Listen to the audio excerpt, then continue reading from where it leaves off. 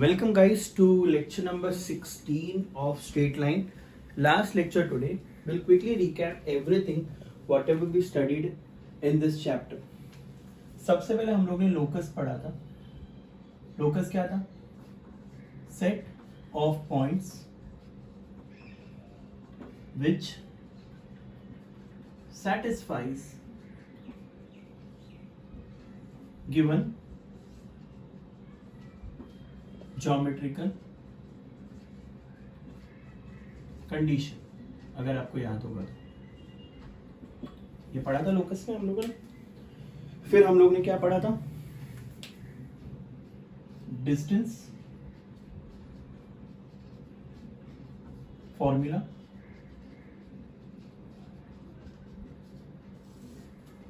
क्या था अगर आपको याद होगा तो?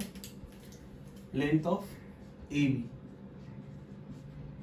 root of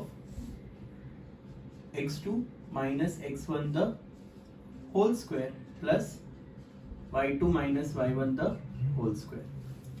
फिर हम लोग ने पढ़ा था मिड पॉइंट फॉर्मूला.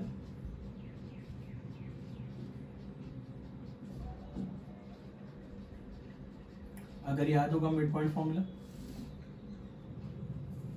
याद है? मिड पॉइंट अगर आर है तो फॉर्मूला होगा x1 plus x2 upon 2 comma y1 plus y2 upon 2. ये देख लो, ये a है, ये b है, तो यहाँ से यहाँ का डिस्टेंस और ये r है इक्वल पार्ट्स में. सही है बच्चों?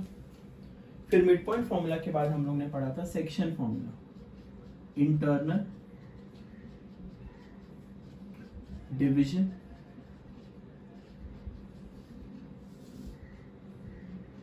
इंटरनल डिवीजन का फॉर्मूला अगर याद होगा तो फिर से आर ने डिवाइड किया in the ratio m/n, so m plus n upon m plus n comma m plus n upon m plus n.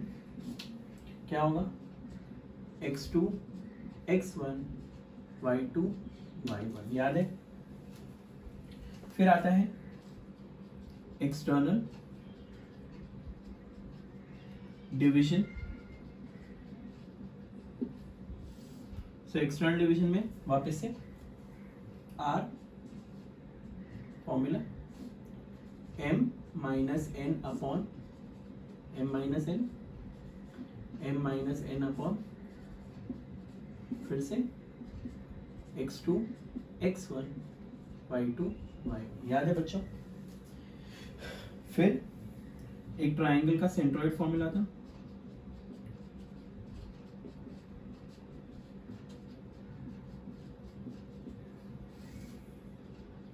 याद होगा सेंट्रोइड G,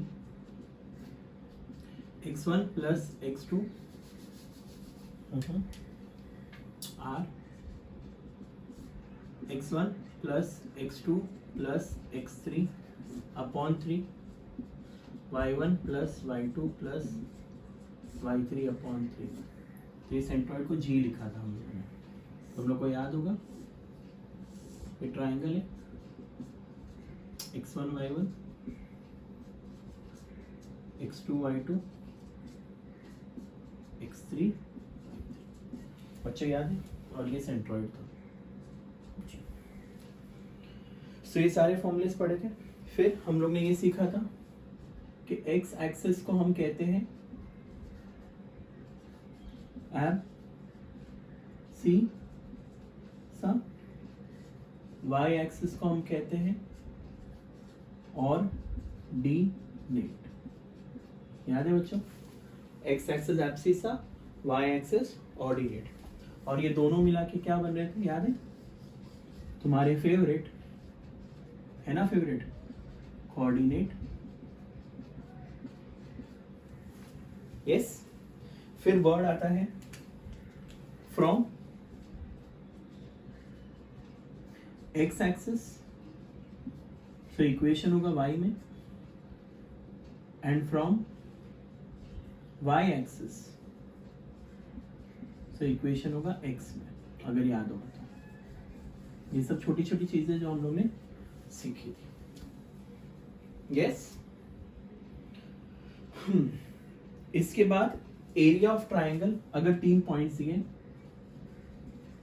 हम लोग डिटर्मिनेंट की मदद से सॉल्व करते हैं। हाफ, याद है formula, x1 y1 x2 y2 x3 y3 1 1 1 which is equal to dash square x। अगर area of triangle happens to be 0 तो पॉइंट्स आर कोलिनियर। सीखा है हम लोगों ने, ये भी पॉइंट्स आर कोलिनियर। अब मेरी बात ध्यान से सुनो, क्वाड्रिलैटरल में भी अगर 4 पॉइंट्स दिए हैं आपको,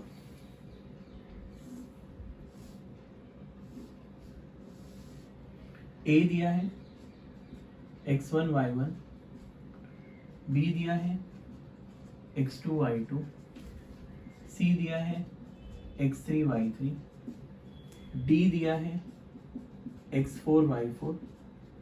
सो आप लोग है ना एरिया ऑफ क्वाड्रिलैटरल निकाल सकते हो। Area of quadrilateral that will be half delta 1 delta 2 delta 3 delta 4। 4 side से तो 4, पॉलीगॉन होगा तो 5, हेक्सागन होगा तो 6। अब ये देखो क्या होगा, डेल्टा 1 क्या होगा बच्चों, देखो इन दोनों का determinant x1 y1 x2 y2। So delta 2 क्या होगा बच्चों, इन दोनों का x2 y2 x3 y3। Delta 3 क्या होगा, ये दोनों का साइक्लिक घूमने का x3 y3 x4 y4। और डेल्टा 4 क्या होगा, ये दोनों का x4 y4 x1 y1। इस तरीके से सारे डेल्टा के वैल्यूज मिल जाएंगे और आपको उसमें सब्स्टिट्यूट करना है। इस तरीके से आपको एरिया ऑफ क्वाड्रिलैटरल मिलेगा। तो अगर इसके जगह पे पॉलीगॉन होता तो 5 डेल्टा आ जाए, और अदर जितने साइड्स होंगे उतने डेल्टा आएंगे। पॉइंट नंबर 1, पॉइंट नंबर 2, 2 के लिए 2 3, 3 के लिए 3 4, 4 के लिए 4 1, क्योंकि 1 4 कंप्लीट हो गया तो 1। आई hope this is clear. Area of quadrilateral इस तरीके से आप लोग निकालोगे। Perfect. So we are learning straight line and locus in one shot.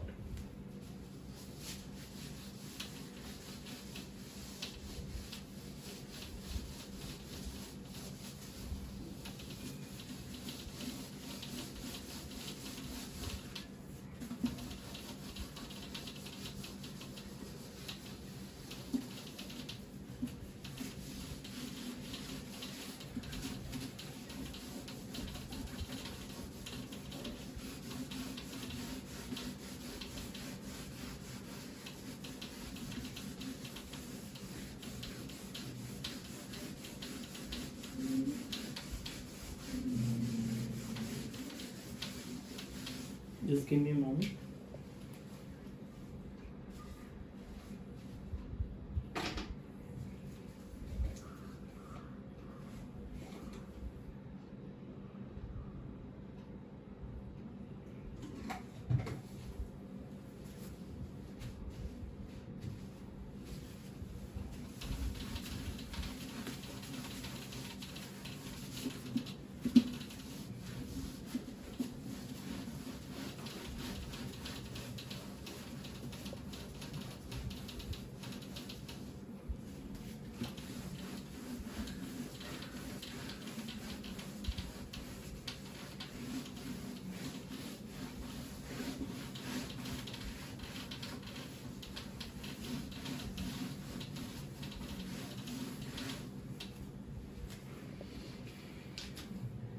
Next comes locus में हम लोग ने पढ़ा था कि अगर P A plus P B constant होता है तो वो हमेशा मुझे इक्वेशन देगा एलिप्स का, and P A minus P B अगर कांस्टेंट होता है, इसका एक फॉर्मूला भी है बच्चों, बट वो जेई में करेंगे, वो पहले बोला देगा, याद रहेगा। Now if I give U P A is some k times pb, so it will give me always a circle, and now pa is equal to pb, ये इक्विडिस्टेंस है, तो ये उसका परपेंडिकुलर बाइसेक्टर होगा, जो कि कुछ और नहीं स्ट्रेट लाइन होता है, जो इक्वेशन होता है वो स्ट्रेट लाइन का होता है, याद रहेगा। ये कुछ बेसिक सी चीजें। फिर हम लोग ने पढ़ा था शिफ्ट ऑफ ओरिजिन, इसका अर्थ ये था एक्सिस रिमेनिंग पैरेलल, अगर याद होगा तो, यानी अगर मैं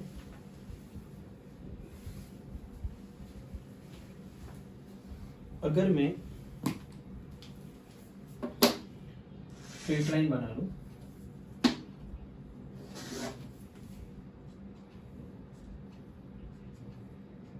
ये जीरो है ओरिजिन, और ये पॉइंट है P, x, y,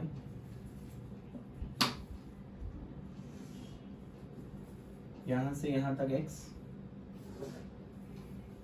सो ये तुम्हारा ओल्ड कोऑर्डिनेट है।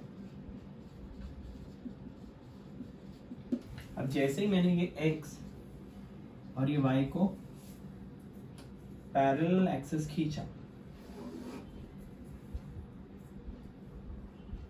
यानी मैंने इसका ओरिजिन को शिफ्ट कर दिया,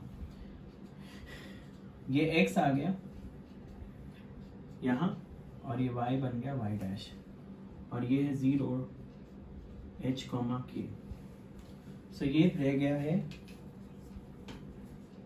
P dash capital X capital Y, सो ये है न्यू कोऑर्डिनेट, तो ये पहला X कोऑर्डिनेट, और ये है शिफ्ट ऑफ ओरिजिन, क्या है शिफ्ट ऑफ ओरिजिन, सो उस हिसाब से कैपिटल X होगा x माइनस h, और कैपिटल Y होगा y माइनस k, ये फॉर्मूला है जब एक्सिस रिमेनिंग पैरेलल, बट अब मैं इसको पैरेलल नहीं खींच रहा हूं, इस एक्सिस को रोटेट कर रहा हूं, so now the question is axis rotated to an angle theta, ये भी तो पॉसिबिलिटी है, यानी ये जो एक्सिस है वो ऐसे ऐसे नहीं चल रहा है, अब ऐसे रोटेट हो रहा है, एक एंगल ले रहा है, तो वो भी तो एक पॉसिबिलिटी है, axis rotated to an angle theta. तो हमेशा याद रखना फॉर्मूला बनेगा बट कुछ इस तरह,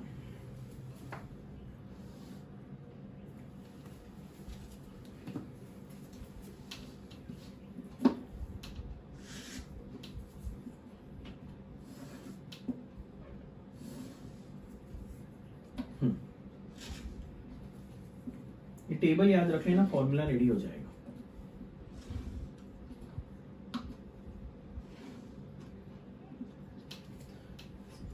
अब ये छोटा XY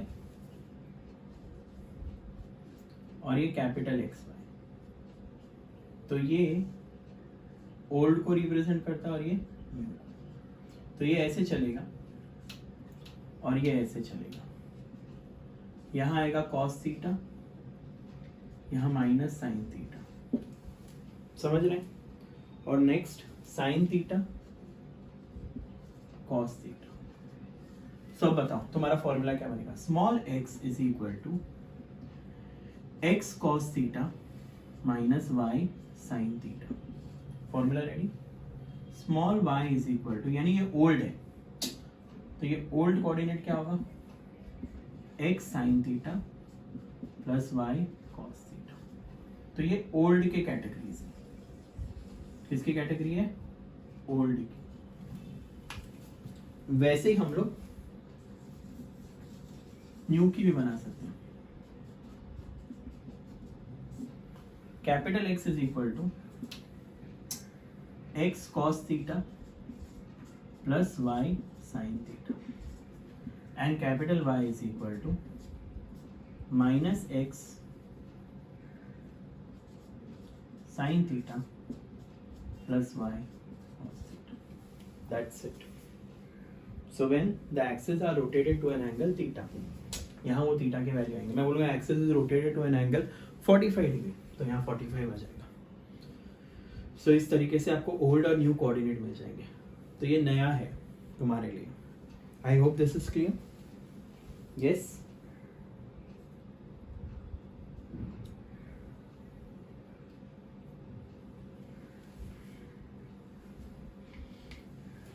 याद रहेगा। नेक्स्ट कम्स, एक रिफ्लेक्शन वाले सम्स भी आते हैं बट वो बाद में करेंगे, फिलहाल के लिए नहीं। Reflection with respect to x axis, तो एक्स एक्सिस का रिफ्लेक्शन वाई में होगा, वाई का एक्स का चेंजेस आएंगे, ओरिजिन होगा तो दोनों चेंज होगा। तो ऐसे सब चीज़ें हैं, ठीक है, पढ़ेंगे वो सब पर बाद में, फिलहाल के लिए नहीं। याद रहेगा। All right.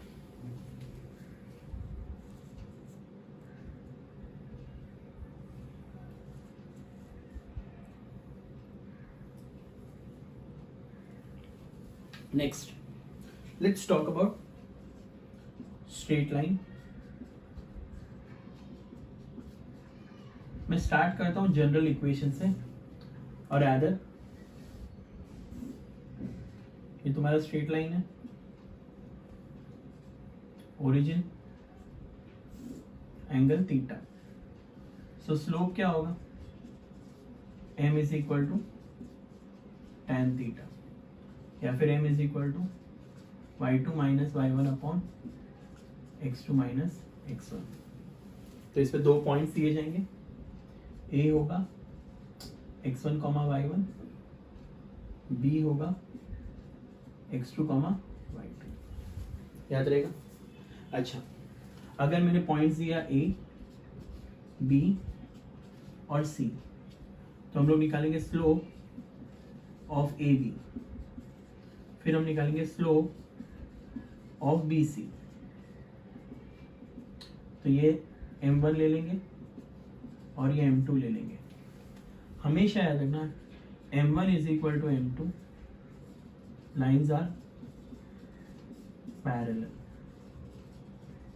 Lines are parallel. But अगर ये पैरेलल लाइन्स है तो इनके सेट ऑफ पॉइंट्स, तो अगर ये m1 और m2 सेम है बट इसमें कॉमन पॉइंट है, तो ये पॉइंट्स कैसे हैं, कोलिनियर। और तुम लोग को पता है कि m1 into m2 is -1, then lines are perpendicular, lines are perpendicular. याद रहेगा। तो ये थी स्लोप की जानकारी, अगर आपको याद होगा तो। यस, तो ये पहला पॉइंट है और ये दूसरा पॉइंट है, straight line. All right, let's move on to the next part.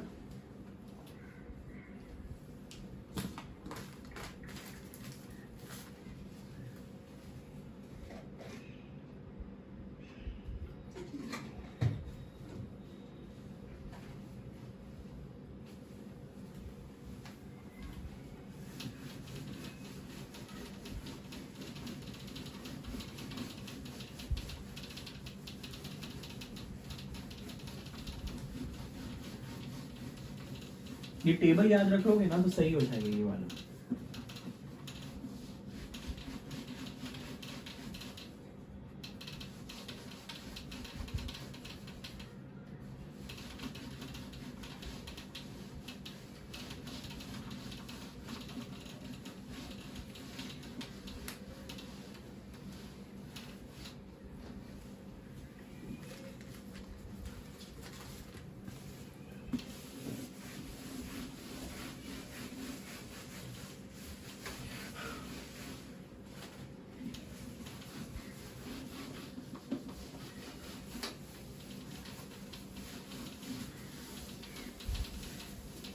All right, moving on to the next some.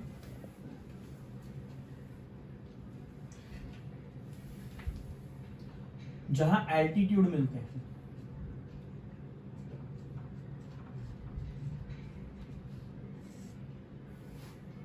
Altitude यानी A B C. AD is the altitude, वैसे ही B is the altitude and CF is the altitude. तो ये जो point है उसको हम बोलते हैं ऑर्थो सेंटर. इसका इक्वेशन निकालना आता होगा. क्या होगा इक्वेशन, बोलो इक्वेशन. पहले इसका स्लोप उल्टा और साइन चेंज, फिर स्लोप पॉइंट फॉर्म. याद है? एक नोट है इसके लिए, अगर ये राइट एंगल ट्राइंगल हुआ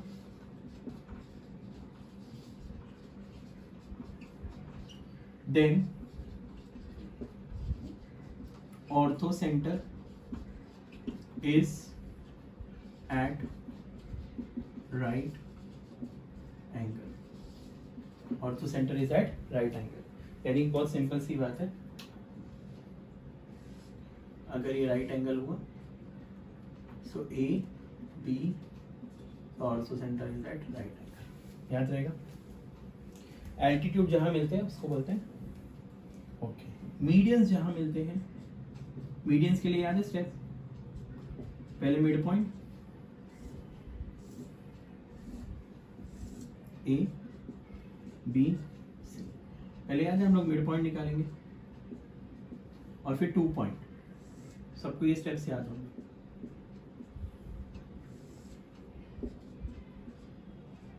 तो ये जहां मिलते हैं उसको सेंट्रोइड बोलते हैं. क्या बोलते हैं? सेंट्रोइड. और इसका फॉर्मूला हम लोग देख चुके हैं, याद होगा. यस, मीडियन जहां मिलते हैं उसे बोलते हैं centroid. Then comes perpendicular bisector. Perpendicular bisector यानी ए है, बी है, सी है. ये परपेंडिकुलर बाइसेक्टर. याद है? स्लोप उल्टा साइन चेंज, मिड पॉइंट, फिर स्लोप पॉइंट फॉर्म. ये हो गया, ये एफ हो गया. तो ये जहां मिलते हैं उसको बोलते हैं सरकमसेंटर. ओके. इसमें भी एक नोट है कि अगर राइट एंगल हुआ और other in right angle triangle, circumcentre is nothing but midpoint of hypotenuse. Midpoint of hypotenuse. यानी फिगर वाइज देखोगे तो ये ऐसा होगा.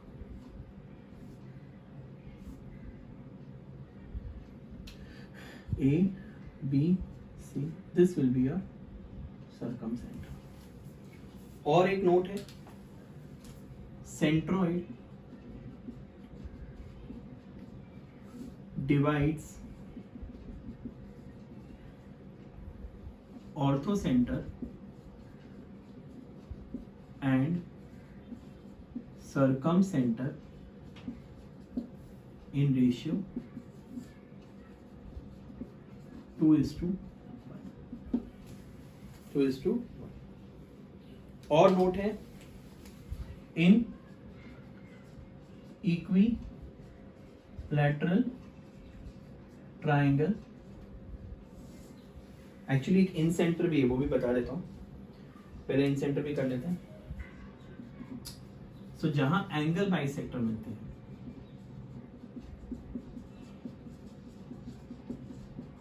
जहां एंगल बाइसेक्टर मिलते हैं, जैसे कि याद होगा ए बी सी. ए के सामने छोटू ए, बी के सामने छोटू बी. तो ये एंगल बाइसेक्टर है. याद है ना?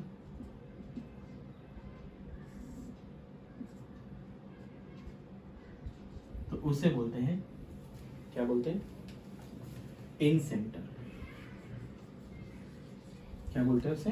इन centre.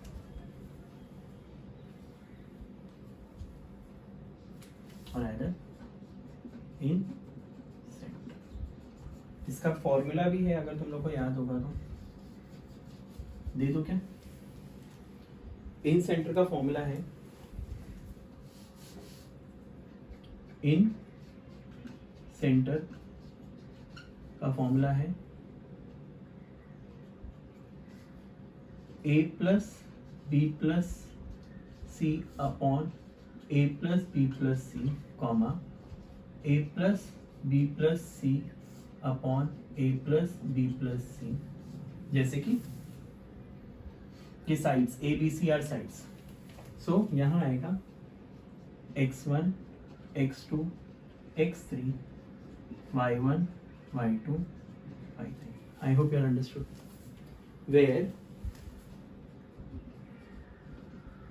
A, B, C are length of sides opposite to vertex A, B, C respectively।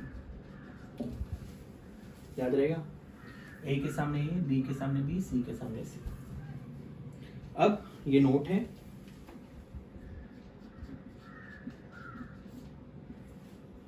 In equilateral triangle altitude और other orthocentre, circumcentre, centroid and incentre are same. In equilateral triangle, all these are same, but in isosceles triangle, they lie on same line। यानी equation find out करके satisfy करवा सकते हैं। They lie on same line। They lie on same line। याद रहेगा बच्चों? They lie on same line। एक बार revise करते हैं इसका। अगर मेरे को ये एल्टीट्यूड निकालना है, स्लोप उल्टा साइन चेंज क्योंकि परपेंडिकुलर है, इसका स्लोप मिला, पॉइंट मिला, slope point form, mid point 2 point, slope उल्टा साइन चेंज, फिर मिड पॉइंट और बाद में स्लोप पॉइंट। इसमें तो तुम लोग को साइड्स वो सारी रामायण करनी पड़ती है, याद होगा तो। और फिर 2 इक्वेशन को सॉल्व करोगे, साइमल्टेनियसली आंसर आएगा। ओके, आगे बढ़े। Next,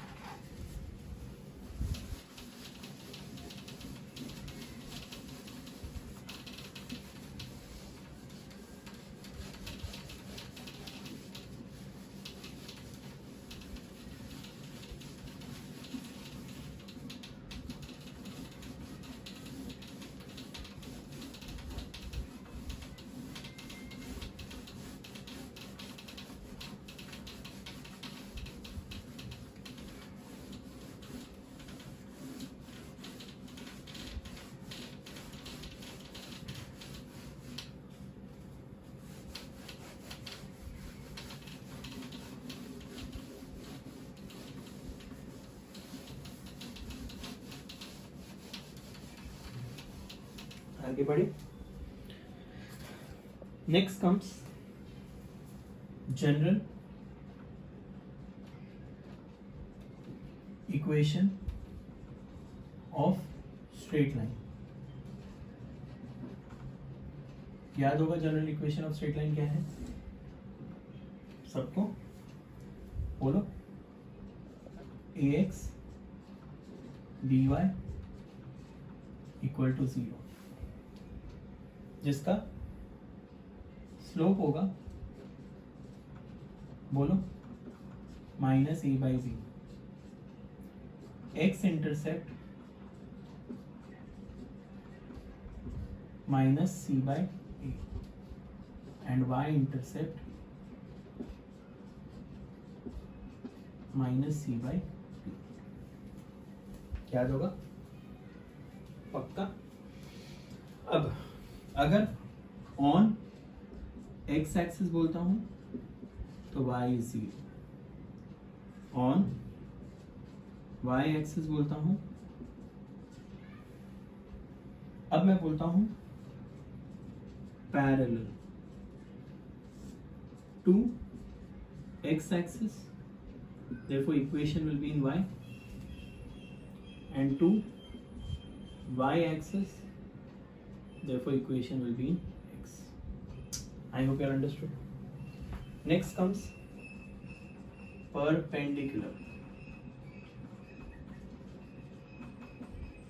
Perpendicular to x axis बोला, so therefore equation will be in x only, and to y axis बोला, so therefore equation will be in y. I hope you are understood. बच्चों clear. Now कुछ general forms है. सबसे पहला है slope. Slope यानी m, intercept यानी c.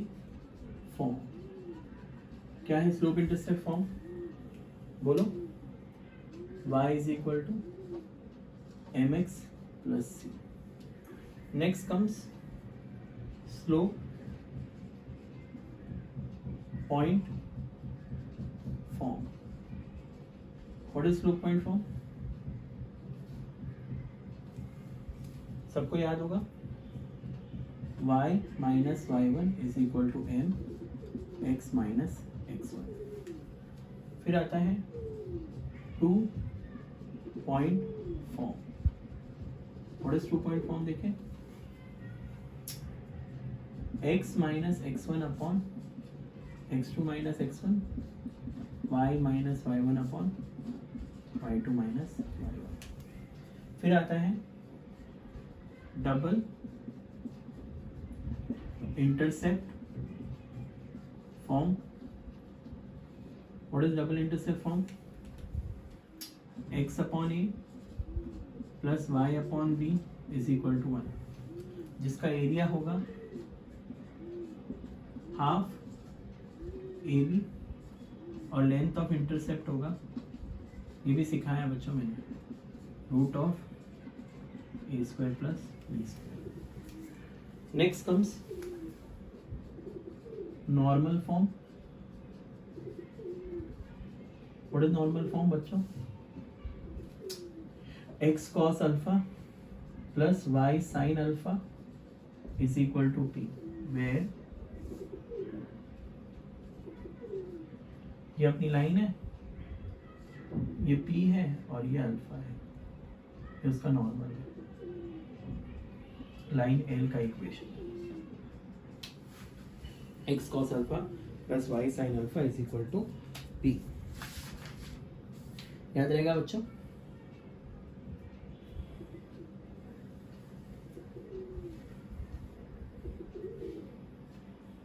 अच्छा, अगर तुम लोग को चाहिए तो इसका भी एरिया निकाल सकते हो.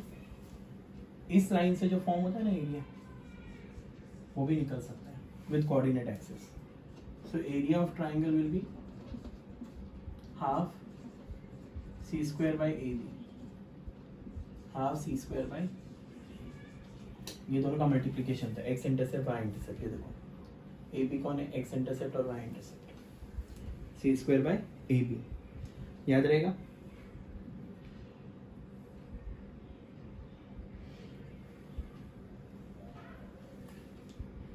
Next,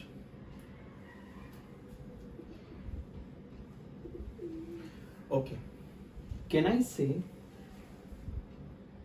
ax plus minus B y plus minus C equal to 0. ये लाइन 4 लाइन का कॉम्बिनेशन हो सकते हैं which can form a rhombus. So इसका area of rhombus will be 2c² AB. 2c² हमेशा याद रखना, अगर इसको लाइन पैरेलल है तो याद रखना इक्वेशन होगा ax by प्लस के, खाली ये चेंज होता है, ये बाकी सब सेम होता है. If line passes through origin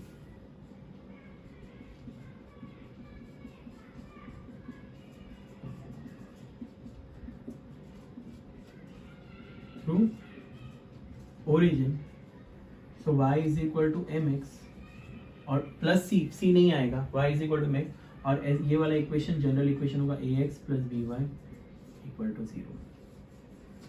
इसमें c नहीं होगा, constant is, I hope this is clear. दोनों जगह पे c 0 हो जाता है, कांस्टेंट इज 0.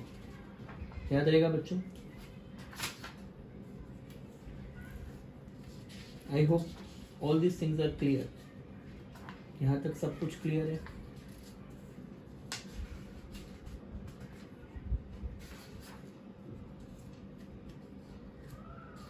ओके वो एंगल रोटेटेड वाले समय याद रखना, क्लॉकवाइज और एंटी क्लॉकवाइज. तुम लोग को याद है, एंटी क्लॉकवाइज होता है तो पॉजिटिव एंगल्स लेते हैं और क्लॉकवाइज होता है तो नेगेटिव एंगल्स लेते हैं. तो इस चीज़ का ध्यान रखना जब आप सॉल्व करो. तो बाकी कुछ इतना बड़ा मेजर नहीं है.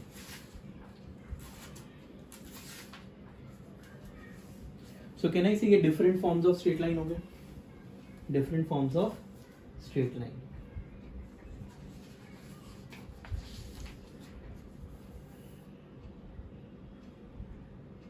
Okay, इसका एक पैरामीट्रिक फॉर्म है, स्ट्रेट लाइन का एक पैरामीट्रिक फॉर्म है, वो भी लिख देता हूँ.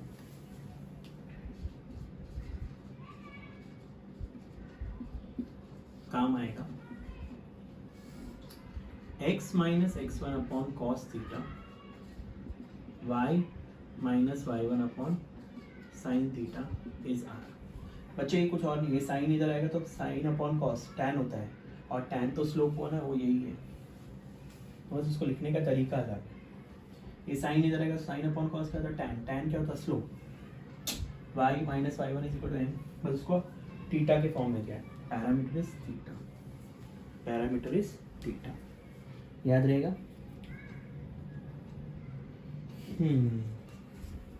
ओके.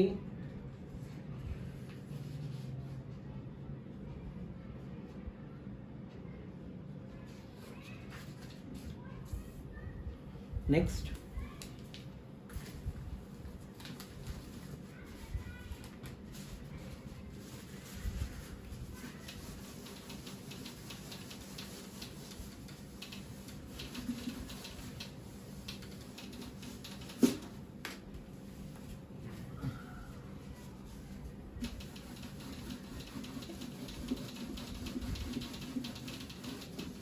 एंगल याद है, एंगल बिटवीन टू लाइंस, वो सब करेंगे.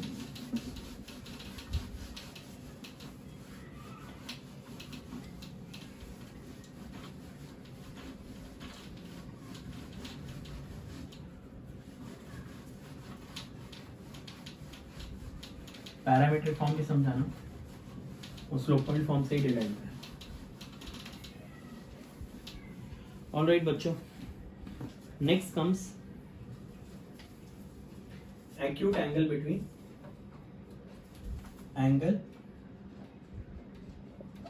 between two lines with slope m1 and m2.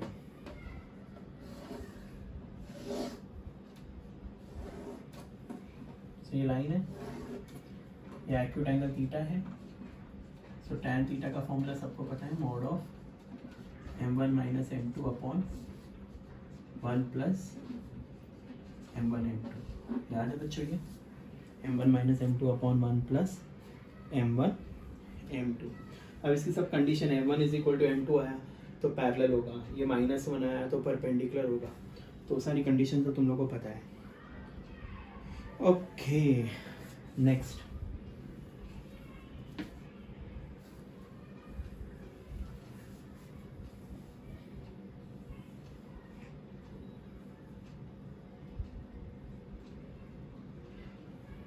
Next comes distance between point and line. याद होगा तो ये पॉइंट है P, x1 y1 और ये परपेंडिकुलर डिस्टेंस है ax plus by plus c equal to 0. तो d का फॉर्मूला होगा mod of ax plus by plus c root of a square plus b square. अब इसमें पॉइंट डाल देंगे, याद है. So that is equal to dash units. और यही अगर पैरेलल लाइंस होती हैं तो इसके बीच में भी डिस्टेंस होगा. सो ये हो गया ax plus by c1 equal to 0, ax plus by c2 equal to 0. खाली ये चेंजेस होने चाहिए, ये दोनों सेम होने चाहिए. So d was c1 minus c2 upon root of a square plus b square. This is distance between parallel lines. Distance between parallel lines. याद होगा ये सब? यस बच्चों.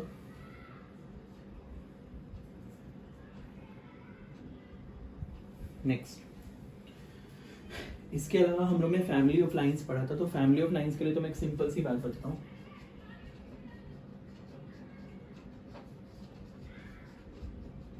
बहुत सिंपल है फैमिली ऑफ लाइंस. ये पॉइंट ढूंढ लो साइमल्टेनियसली सॉल्व करके और फिर चेक करो ऑप्शन में सेटिस्फाई होगा. तो step 1, solve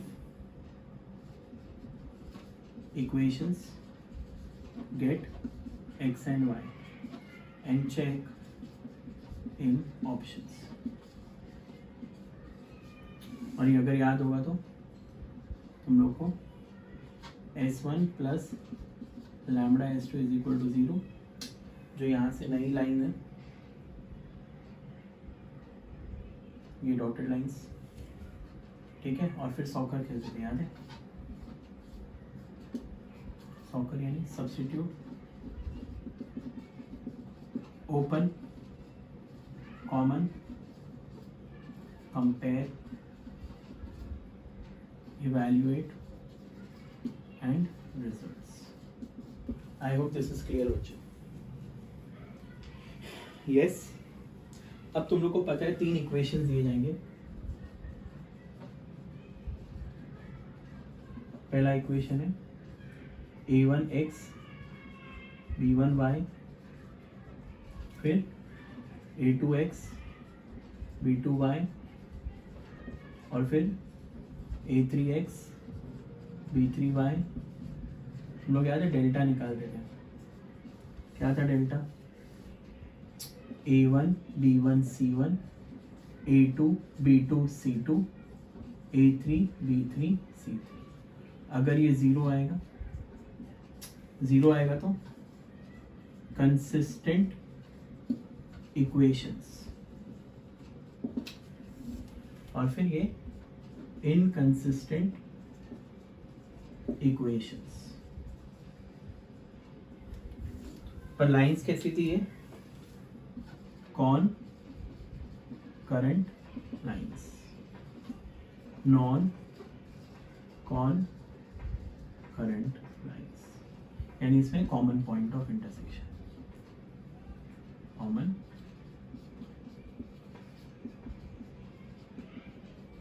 I hope this is clear. ये याद होगा आप लोग को या नहीं याद है? याद तो होगा.